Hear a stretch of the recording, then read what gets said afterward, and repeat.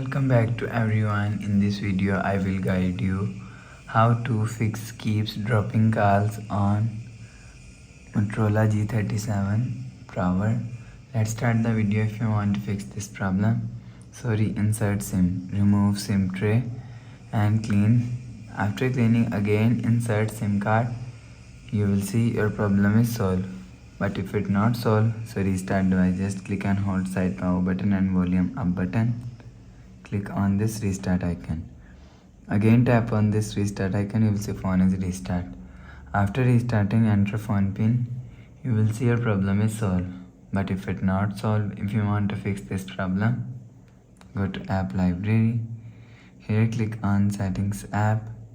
Now in setting, scroll down and click on system and click on reset option. If you want to fix this problem, click on reset network setting, reset setting, enter phone pin, click on this icon. After click on this icon, you will see your problem is solved. But if it's still not solved, again go to app library. Here click on settings app.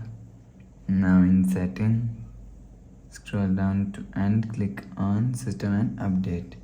You will check your software update is latest. If it not latest, update your software latest. After update software latest, go back to home screen. You will see your problem is solved.